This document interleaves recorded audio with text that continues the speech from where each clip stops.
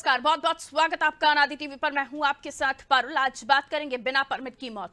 बुधवार को गुना शहर से थोड़ी दूर पर एक अनियंत्रित डंपर ने बस को टक्कर मार दी। इस भीषण हादसे में डंपर का चालक मौत के मुंह में समा गया। उधर बस में सवार यात्रियों में से 13 की जलकर मौत हो गई।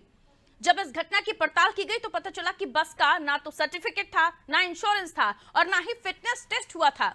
लगभग 1.5 दशक पुरानी खटारा बस सड़क पर दौड़ रही थी। किसी को कोई चिंता नहीं थी। जब हादसा हो गया तब जांच शुरू हुई। परत दर परत सारी सच्चाई सामने आ गई। डंपर भी फर्जी था और बस भी पूरी तरह अवैध थी। डंपर टैंकर पर रजिस्टर्ड था, यानी परमिट टैंकर का था और दौड़ डंपर रहा था।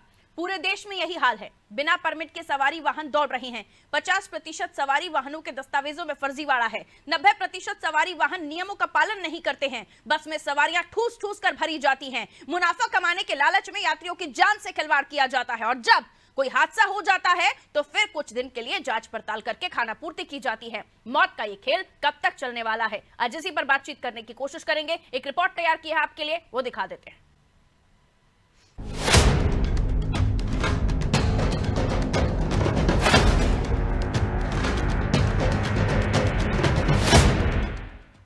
मध्य प्रदेश के गुना से थोड़ी दूर बुधवार रात को 8:30 बजे एक अनियंत्रित डंपर ने बस में टक्कर मार दी, जिसमें 14 यात्री जिंदा जल गए, 18 बुरी तरह झुलस गए और इसके अलावा कई लोग घायल हो गए। इस भीषण हादसे का कारण प्रारंभिक तौर पर डंपर का अनियंत्रित होना है, लेकिन इस हादसे की जड़ में जाने पर कई और कारण भी सामने आ रहे हैं। कहा जा रहा है कि डंपर अवैध था, वह टैंकर की रजिस्ट्रेशन पर चलाया जा रहा था। जिस बस में 35 से ज्यादा यात्री बैठे हुए थे, उसका ना तो इंश्योरेंस था और ना ही फिटनेस सर्टिफिकेट, और रजिस्ट्रेशन भी एक्सपायर हो चुका था। 2008 में खरीदी गई ये बस लगभग 15 साल से दौड़ रही थी और पूरी तरह खटारा हो चुकी थी। हम ये तो नहीं कहते कि बस की फिटनेस होती तो यह हादसा नहीं होता, लेकिन इतना अवश्य कहा जा सकता है कि फिटनेस और हर तरीके के कानूनी पहलुओं को पूरा करने से इस तरह के हादसे को रोका जा सकता था। ये अकेली बस नहीं है। बुधवार को ही सुबह सीधी शहर में एक स्कूली बस चल गई थी। गनीमत रही कि उस बस में सवार 4 बच्चों को सुरक्षित निकाल लिया गया, लेकिन फायर ब्रिगेड के पहुंचने से पहले ही बस खाक हो चुकी थी। इस बस का भी फिटनेस सर्टिफिकेट 2021 में समाप्त हो चुका था। अक्सर इस तरह के हादसे के बाद जो भी वाहन सामने आते हैं, उनके फिटनेस सर्टिफिकेट पर सबसे पहले सवाल खड़ा होता है और ये पाया जाता है कि 90% वाहनों के फिटनेस सर्टिफिकेट फर्जी है या फिर है ही नहीं। परमिट और इंश्योरेंस भी नहीं मिलते हैं। कई बार हल्के वाहन का रजिस्ट्रेशन कराया जाता है और इस रजिस्ट्रेशन पर भारी वाहनों को चलाया जाता है। पैसा बचाने के लिए बस संचालक यात्रियों की जान से खिलवाड़ करते हैं और जब कोई हादसा हो जाता है तो कुछ दिन के लिए सरकारी एजेंसी सक्रिय होती है, लेकिन बाद में फिर से वही ढर्रा चालू हो जाता है। ये कहानी वर्ष दर वर्ष दोहराई जा रही है। एक तरफ तो सरकार को पूरा राजस्व नहीं मिल पा रहा है और दूसरी तरफ जनता की जान भी जोखिम में है। आखिर ये कब रुकने वाला है?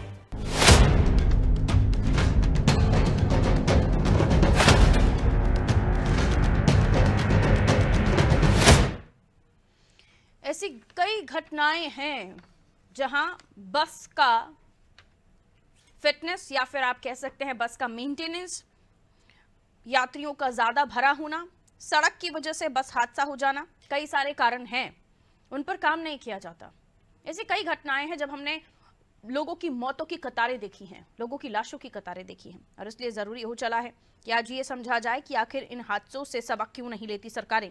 आखिर ये समझा जाए कि आखिर जो ये पूरा मामला निकलकर सामने आया है उससे बाद भी कोई सबक लिया जाएगा या नहीं। बहरहाल ये घटना कैसे हुई, इसके पीछे कौन से वो लूपहोल्स थे जिसकी वजह से ये घटना हुई है, समझने की कोशिश करते हैं। सोनू श्रीवास्तव गुना से हमारे सहयोगी हमारे साथ जुड़े हुए हैं। सोनू, गुना में यह हादसा जो पेश आया, 35 लोग थे बस में, जिनमें से कई लोगों की जलकर मौत हो गई, 13 से 14 यात्रियों की जलकर मौत हो जाती है और 18 से ज्यादा लोग बुरी तरह झुलसे हैं।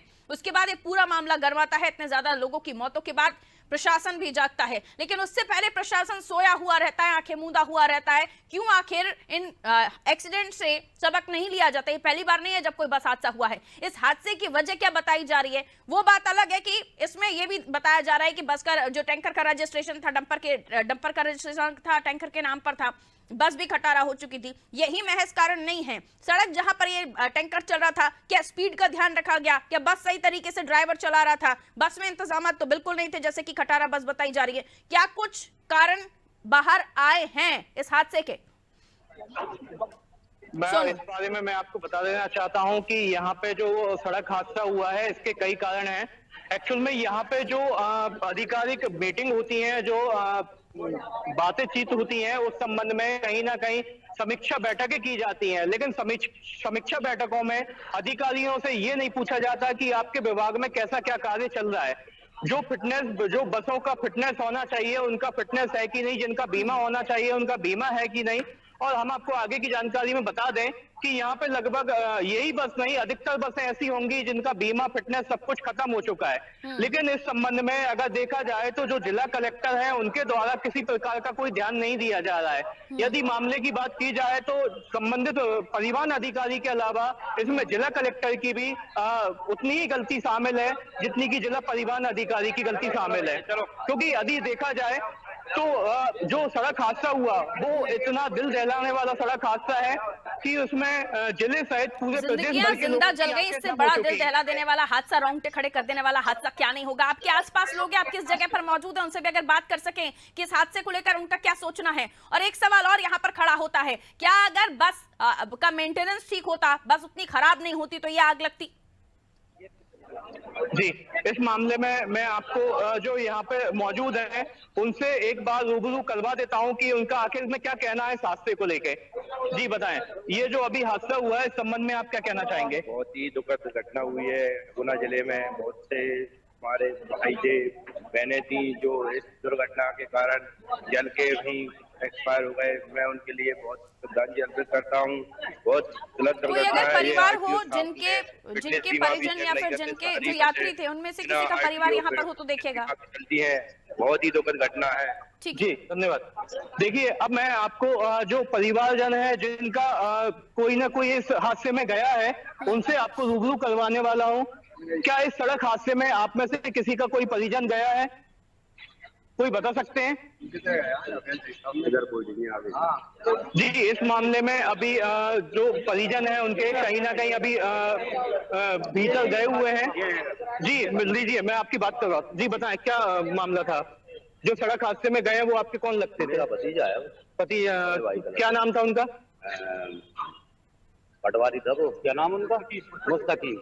जी, यहाँ पे जैसा कि बताया जा रहा है कि जो सड़क हादसे में जिनकी जान गई है वो एक पटवारी थे और हाल ही में उनका पटवारी में सिलेक्शन हुआ था, जो कि अपनी ड्यूटी के दौरान अपने घर वापस जा रहे थे।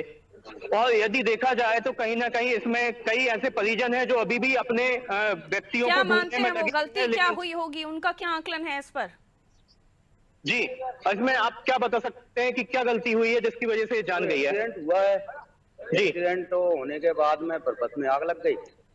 उसमें इतनी जोर से आग लगी कि 2 मिनट में पूरी बस में आग लगी। तो कहीं ना कहीं आप ये मानते हैं कि इसमें प्रशासनिक लापरवाही भी देखी जा सकती है? गाड़ी चालक नहीं, प्रशासन की इसमें क्या है, वो तो गाड़ी चालक की गलती है। उसमें ऐसी कौन सी चीज रखी है जिससे एकदम आग लगी, जबकि ऐसे आग लगती नहीं है एकदम। बहुत सारे एक्सीडेंट होते हैं ऐसे पूरी आग लगती है। फोरेंसिक टीम वहां पहुंची है क्या? क्या स्पीड के टायर से ये जांचा जा सके कि स्पीड कितनी थी, गाड़ी की, टैंकर की कितनी स्पीड थी, बस कितनी स्पीड में चल रही थी? इसका कोई आकलन हो पाया? अधिकारी इस पर कुछ बता पा रहे? नहीं, अभी इस मामले में अधिकारी कुछ भी कहने में असंभवित है। पीछे चले जाइए जरा और लोगों से बात करने की कोशिश कीजिए, वो क्या कहते हैं इस हादसे को लेकर, जल्दी से जी जी, इस मामले में मैं एक और जो परिजन है जो हादसे का शिकार हुए हैं उनसे रूबरू होता हूँ।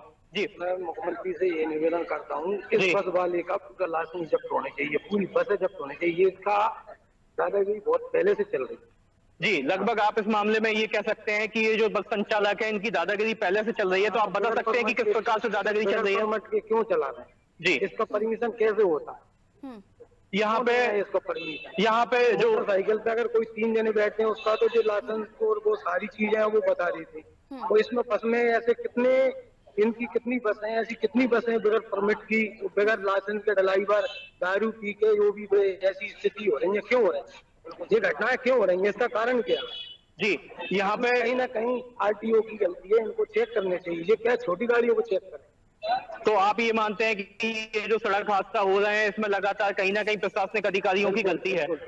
तो इस संबंध में आप आगे क्या सुझाव देना चाहेंगे? यही कहना चाहते हैं मुख्यमंत्री जी से, ये किसी भी तरह ये कंट्रोल अपने उसमें आए, पूरे मतलब गाड़ियों का जांच होनी चाहिए। गाड़ियों की ऐसी कितनी बसें न केवल गुना में बल्कि प्रदेश में ऐसी कितनी बसें सर पर दौड़ रही हैं जिनका ना फिटनेस है, ना मेंटेनेंस है, ना परमिट है। एक सवाल और मैं आपसे पूछना चाहूंगी, क्योंकि इस वक्त आपने वहां पर सभी लोगों से चर्चा की होगी सोनू, और ये भी आपसे जानने की कोशिश होगी, जिस सड़क पर यह हादसा हुआ है इससे पहले भी इस तरह की घटनाएं यहाँ पर पेश आई हैं? जी, इस समय मैं आपको बता दूं कि जनवरी से लेके अभी दिसंबर तक लगभग 3 दर्जन से अधिक लोगों की सड़क हादसे में मौत हो चुकी है, जहां तक आंकड़े सामने आए हैं। लेकिन इस संबंध में या तो उन सड़कों को बंद कर दिया जाता है या फिर उस मार्ग को परिवर्तित कर दिया जाता है, लेकिन अभी तक ऐसी कोई व्यवस्था यहाँ प्रशासनिक अधिकारियों द्वारा नहीं की जाती जिससे इन सड़क हादसों पर नियंत्रण पाया जा सके। और यदि देखा जाए तो जिस बस से अभी हादसा हुआ है 2019 में उसका फिटनेस, उसका बीमा, सारी चीजें उसकी एक्सपायर हो चुकी थी, लेकिन अभी तक इस मामले में जो प्रशासनिक अधिकारी जो सड़कों पे वाहन चालकों के ऊपर जो बिना हेलमेट या बिना कागजातों के जो मामूली चालानी कार्रवाई देते हैं, लेकिन उनके द्वारा इस चीज को नहीं देखा जाता कि वाकई में इनका फिटनेस है, बीमा है या अथवा नहीं है। उसमें देखा जाए तो लापरवाही, अगर जो समीक्षा बैठक की जाती है कलेक्टर महोदय द्वारा, तो कहीं ना कहीं उनको भी इस मामले का संज्ञान संबंधित अधिकारियों से लेना चाहिए कि जिस मामले की आप जांच कर रहे हैं उसमें आखिर में क्या रिजल्ट निकल के सामने आए और हमारे द्वारा क्या कमियां रखी जा रही हैं। सवाल अपने आप में बड़ा है और ये जानना भी जरूरी हो जाता है कि आखिर इस तरह की घटनाओं से प्रशासन कब सबक लेगा।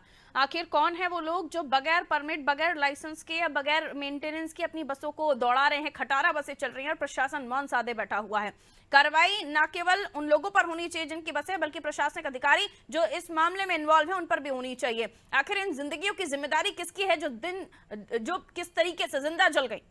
सोनू जी, इस मामले में यदि देखा जाए कि जिंदगियां जो जिंदा जल गई हैं, तो कहीं ना कहीं ये प्रशासन की बहुत बड़ी लापरवाही देखने में आ रहा है, क्योंकि यदि इस तरह से ये जिंदगियां जिंदा जलती रहेंगी तो आखिर इनके परिजन, इनका भरण पोषण किस प्रकार होगा? और यदि देखा जाए तो जिस सहायता राशि का ऐलान किया है, आप ही बताएं, क्या एक जिंदगी की कीमत सिर्फ 4 लाख रुपए है? या जो घायल हुए हैं उनका परिवार केवल उन्हीं पर आश्रित था? तो क्या इस मामले में ये कहा जा सकता है कि जो सहायता राशि प्रशासन या शासन द्वारा उपलब्ध की जा रही है, क्या उसी से सारा जीवन यापन हो पाएगा? ठीक है सोनू, आप जरा अस्पताल की पड़ताल करिए, वहां पर अगर वो लोग हों जो घायल हैं उनसे अगर आपकी बातचीत हो पाए। मैं लौटूंगी आपके पास, जरा उसे रुक कीजिए जहां पर घायलों को रखा गया है, तो हम उनसे भी बात करना चाहेंगे। मैं लौटूंगी आपके पास। मैं भोपाल का रुख कर रही हूँ जहां से रिजवान हमारे सहयोगी बने हुए हैं। देखिए, ये हादसे पहली बार नहीं हुए हैं प्रदेश में, इससे पहले भी इस तरह की घटनाएं हुई हैं, लेकिन सवाल यह कि प्रशासन सबक क्यों नहीं लेता? इससे पहले भी हादसे हुए और सीधी में भी हादसा हो चुका है। इससे पहले हमने इंदौर का डीपीएस बस स्कूल का हादसा देखा था, स्कूल बस का हादसा देखा था रिजवान। उसके बावजूद भी लगता है प्रशासन सबक लेने को तैयार नहीं है। मामूली है क्या ये जिंदगी इनके लिए?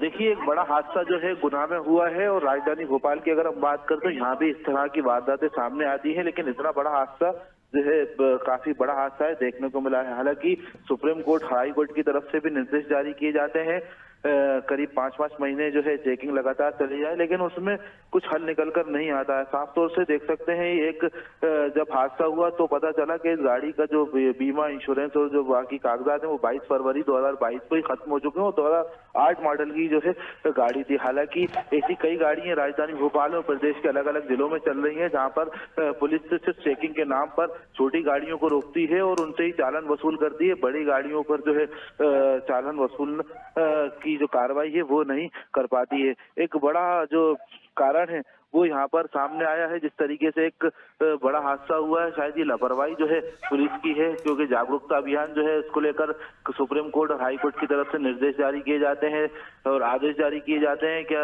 जो गाड़ियां फिटनेस नहीं है, जिन गाड़ियों की जो लापरवाही से जो लोग गाड़ी चलाते हैं, जिन गाड़ियों में कैमरे नहीं है, जिन गाड़ियों में बीमा, इंश्योरेंस नहीं, उन गाड़ियों पर जो है जब्त करें और एक बड़ी कार्रवाई करें। जी, बहुत शुक्रिया रिजवान। अतुल सेठ जी हमारे साथ जुड़े हुए ट्रैफिक एक्सपर्ट हैं आप। अतुल जी, आपको गुना की घटना के बारे में पता ही चल गया होगा, इतने सारे लोग जिंदा जल गए, अभी भी कई लोग हैं जो झुलसे हुए हैं। घटना का होना कारण कई सारे हो सकते हैं, लेकिन उससे पहले कारण ये भी है कि क्या बस इतनी ज्यादा खटारा थी कि टक्कर हुई और आग लग गई। उसके अलावा जो डंपर था उसका परमिट टैंकर के नाम पे चल रहा था। कई सारी चीजें हैं सर, ऐसा इतना सब कुछ होता और अधिकारी और परिवहन विभाग इस मामले में कोई कार्रवाई नहीं करता है। पहले भी इस तरह की घटनाएं सामने आ चुकी हैं, लेकिन इतनी ढिलाई, इतनी लापरवाही, अब ये जिंदगियां जल गई, इनकी जिम्मेदारी कौन लेगा? इसमें पारुल जी मैं कहना चाहता हूं कि ये बसेस की परमिट की जो बात हो रही है या फिटनेस की बात हो रही है, इस पे मेरे पूर्व वक्ताओं ने काफी बात बोली है, मैं उन सब बातों से सहमत हूं। एक महत्वपूर्ण मुद्दा और ध्यान में लाना चाहता हूं कि जो ड्राइवर रहते हैं इसके, इन ड्राइवरों की जो लाइसेंस बनते हैं, वो लाइसेंस देने की जो प्रक्रिया पूरे मध्य प्रदेश में है, वो कोई तकनीकी रूप से फिट नहीं है। केवल वो एक 2 मिनट गाड़ी चला के देख लेते हैं और उसकी आंखों की स्थिति क्या है, उसका रिएक्शन टाइम क्या है, उसको ब्लाइंडनेस, कलर ब्लाइंडनेस है कि नहीं है, रात को उसको कैसा दिखता है, इसके बहुत सारे टेस्ट होते हैं। हम जब इंजीनियरिंग में पढ़ते थे तो 25 प्रकार के टेस्ट एक ड्राइवर के होते थे, वो होना चाहिए। मगर ऐसा कहीं भी लाइसेंस देने के पहले जो बड़ी गाड़ियां चलाते हैं, स्कूल बस चलाते हैं, डंपर चलाते हैं, रात को चलाते हैं, उसके बारे में कोई भी लेबोरेटरी भी नहीं है, ना कहीं आरटीओ में इसकी सुविधा है। केवल ये लिपापोती करके ऊपर ऊपर जो बातें होती है उससे हित नहीं होना है। यानी आपका ये मानना है कि ड्राइवर अगर सही तरीके से ट्रेंड होता तो यहाँ पर इस हादसे से बचा जा सकता, कुछ सूझ बूझ से काम ले सकता था। हाँ भाई, सबसे पहली बात है कि वो एक खबर ये आ रही कि वो डंपर का ड्राइवर न्यूट्रल में गाड़ी चला रहा था ढलान पे, और वो गाड़ी का हैंडल लॉक हो गया। तो न्यूट्रल में गाड़ी कोई चलाता नहीं, कोई भी समझदार ड्राइवर कभी नहीं चलाता है, क्योंकि उसकी जान को खतरा है, वो खुद भी मर गया इसके अंदर। वैसे ही कलर ब्लाइंडनेस का है, कितनी रिएक्शन टाइम होता है, मालूम पड़ा है कि वो ड्राइवर ने जब गाड़ी मारी टक्कर तो वो उसका रिएक्शन टाइम होता। और ऐसे कितने केसेस हैं सर जिसमें हमने ड्रिंक करके चलाते हुए खासतौर पर इन बड़ी गाड़ियों के ड्राइवर्स को देखा है, कई सारी ऐसी घटनाएं हैं। तो इसके ऊपर highway patrolling act Madhya Pradesh में नहीं है, गुजरात में है, महाराष्ट्र में है। तो हाईवे पेट्रोलिंग एक्ट भी आना चाहिए, जो रात को जो सड़कों के बीच में जो बारी गाड़ियां चलती है उसको कोई कंट्रोल कर पाए, उसके ट्रैफिक का नियम पालन हो रहा है कि नहीं हो रहा है। केवल थानों के आसपास कुछ पुलिस वाले रहते हैं जो अपनी अपनी वसूली अपना हित देखते हैं, मगर ट्रैफिक को कंट्रोल करने के लिए, बड़ी गाड़ियों को कंट्रोल करने के हाईवे पे या राजमार्गों पे जो हाईवे पुलिस होती है वो मध्य प्रदेश में नहीं है। मुझे लगता है कि नई सरकार इस पर जरूर ध्यान देगी, हाईवे पेट्रोलिंग एक्ट को लागू करेगी और जितने आरटीओ है उसमें बड़े वाहनों को चलाने के लिए जो लाइसेंस की प्रक्रिया है उसको भी सुधार करके उसकी जो फिटनेस है व्यक्ति की, ड्राइवर की, जितने तकनीकी पहलू है, अतुल जी, ऐसे जब घटनाएं सामने आती हैं और इतनी सारी चीजें जो इफ एंड बट लग जाते हैं, तो ये समझ नहीं आता कि रूल्स और रेगुलेशन सिर्फ क्या उस गरीब आदमी के लिए है जो 2 व्हीलर का भी लाइसेंस बनवाने जा रहा है तो उसको हफ्तों चक्कर लगाने पड़ते हैं। ऐसे जो बड़े बड़े ट्रांसपोर्टर्स हैं जिनके पास इस तरह की बसें हैं, 15-15 साल खटारा हुई बसें, उन पर परिवहन विभाग क्यों नहीं कार्रवाई करता? नहीं, एक तो परिवहन विभाग से मुझे लगता है कि अमला बहुत कम है मध्य प्रदेश के अंदर, और ट्रेनिंग का तो नियम ही होना चाहिए। ट्रेनिंग, ट्रैफिक ट्रेनिंग स्कूल होता है, वो ट्रेनिंग स्कूल कहीं भी नहीं है जो इंजीनियरिंग के आधार पे उसका ट्रेनिंग देता है। वो इक्विपमेंट भी नहीं है, इन्हें केवल एक खाना पूर्ति हुई है। और ये धीरे धीरे जो व्यवस्था है हमारी, ये हम कह सकते हैं कि चरमरा रही है। कोई भी जो तकनीकी बात तो होना चाहिए उस पर ध्यान न देते हुए जब भी कोई ऐसा हादसा होता है तो केवल लिपापोती करके और एक पब्लिक का जो गुस्सा है उसको शांत कर दिया जाता है और एक दिन बाद इस पर कोई चर्चा नहीं होती है। इसको मुझे लगता है कुछ दिनों के बाद फिर से वही लाइसेंस या फिर से परमिट उसी कंपनी को, उसी ट्रांसपोर्टर को होना शुरू हो जाते हैं, ये भी कोई बड़ी बात नहीं है। बिल्कुल, तो इसके ऊपर मुझे लगता है कि लंबी योजना बना के गंभीरता पूर्वक प्लानिंग किया जाएगा तो ही आने वाले समय में ऐसे हादसों से हम बच सकेंगे, अन्यथा ऐसे हादसे भविष्य में और बढ़ेंगे। बिल्कुल, ये लापरवाही और न केवल बसों का ही हवाला दीजिए बल्कि कई ऐसी सड़कें भी हैं सर जहां पर proper sign boards, proper railings होना चाहिए, रिफ्लेक्टर्स होना चाहिए, वहां पर भी कई हादसे होते हैं। पीडब्ल्यूडी जो हमारा विभाग है वहाँ पर सर्वे विभाग ही हम लोग पहले कई 30-40 साल पहले सर्वे विभाग बंद हो गया है। पीडब्ल्यूडी के अंदर नए इंजीनियर भर्ती नहीं किए जा रहे हैं, वो एडॉक पे काम कर रहे हैं। तो छोटी छोटी बातों पर ध्यान देने वाला कोई नहीं है। सड़क किनारे जो अतिक्रमण हो रहे हैं उसके ऊपर ध्यान देने वाला कोई नहीं है। तो ये कहीं ना कहीं मुझे लगता है कि व्यवस्थाओं का भी एक प्रश्न है। व्यवस्था के अंदर बहुत सारे पहलू है कि उसकी मेन पावर जो चाहिए वो है कि नहीं है, वो ट्रेन है कि नहीं है, और किस तरीके से लाइसेंस बनते हैं, वो लाइसेंस किस मुझे तरीके से लगता है बनना यहाँ पर हम बिना बैठकर अगर इस पर किसी चर्चा लाइसेंस करेंगे तो गिनाने के लिए कई सारे मुद्दे हो बनते हैं। जाएंगे कई बंधु है इसमें। और हाँ। सिस्टम में बैठे हुए लोग सिर्फ कुर्सी पर बैठकर सैलरी लेते रहेंगे, मोटी रकम लेते रहेंगे, और इस मामले में शायद वो अगर करना चाहे तो कर सकते हैं, लेकिन पता नहीं क्यों उनका जमीर नहीं जागता, कम से कम ऐसी घटनाएं देखकर जहां जिंदगियां जल जाती हैं, जिंदा जल जाती हैं। बहुत शुक्रिया अतुल जी हमारे साथ जुड़ने के लिए। कई सारे कारण हैं इस बस हादसे के भी और भी घटनाएं जो हो रही हैं उनके भी। हाईवे पेट्रोलिंग की आवश्यकता है, ये जानना बेहद जरूरी हो जाता है कि जो गाड़ी आपके आगे पीछे चल रही है, फिर चाहे वो ट्रक हो, बस हो, डंपर हो, उसका ड्राइवर फुल्ली ट्रेन है या नहीं। क्या परिवहन विभाग इसको सुनिश्चित करता है जिससे वो लाइसेंस दे रहा है, खासतौर पर बड़ी गाड़ियों को चलाने के लिए, ट्रांसपोर्टेशन में जो गाड़ियां यूज होती हैं उनको चलाने के लिए, वो प्रॉपर ट्रेंड है, उनका आई साइड कितना मजबूत है, ये सारी चीजें चेक होती हैं क्या। जिस गाड़ी का परमिट नहीं, जिस गाड़ी का मेंटेनेंस खराब हो चुका है, खटारा बस है, उसमें यात्रियों को बिठाकर ले जाया जा रहा है, इस मामले में परिवहन विभाग सोया हुआ था। अभी भी ऐसी कई सारी बसें हैं जो गुना में दौड़ रही हैं, लेकिन शायद सिस्टम को इसकी चिंता ही नहीं है। 14 जिंदगियां जिंदा जल गईं, इसका जिम्मेदार कौन? क्या परिवहन विभाग लेता है इसकी जिम्मेदारी? कि सिस्टम में बैठे वो लोग लेते हैं जिन्होंने इस बस को दौड़ने की परमिशन दी? चेकिंग के नाम पर सिर्फ सीट बेल्ट और हेलमेट की चेकिंग होगी, क्या है इन बसों के फिटनेस की? इन बस में जो ड्राइवर चालक हैं उनको नहीं किसी तरह से ट्रेन किया जाएगा, उनकी चेकिंग नहीं होगी? इस सवाल आज इसलिए उठ रहे हैं क्योंकि जिंदा जल गई हैं 14 जिंदगियां, और अभी भी कई लोग झुलसे हुए हैं। उनकी पीड़ा को समझिए, उनके दुख को समझिए, लेकिन सिर्फ मुआवजा देकर बस कर लिया जाएगा या मुआवजा देने से खाना पूर्ति हो जाएगी? अभी भी हो सकता है कुछ दिन आप देखें कि बसों को रोका जा रहा है, आप कहीं से गुजरे तो आपको लगे कि इस घटना के बाद तो कम से कम सबक लिया, लेकिन कुछ दिन बस, उसके बाद हालात वही के वही हो जाएंगे। और इसलिए जरूरी है कि सिस्टम में कुछ कड़ाई के नियम होने चाहिए। जो बड़े मेट्रो सिटीज में नियम है हाईवे पेट्रोलिंग के, वो भी होने चाहिए, ताकि बड़ी गाड़ियां, जो ट्रांसपोर्टेशन से जुड़े हुए ड्राइवर्स हैं, वो किस हालत में गाड़ी चला रहे हैं उनको भी देखा जा सके, क्योंकि उनकी वजह से दूसरे घटना का शिकार होते हैं, दूसरों की मौतें होती हैं। इसलिए जरूरी है कि आज से ही सिस्टम में बैठे हुए लोगों को इस मामले में सुनिश्चित करना चाहिए कि नियम कड़े कीजिए, वरना ऐसे जिंदगियां जलती रहेंगी। दीजिए इजाजत, नमस्कार।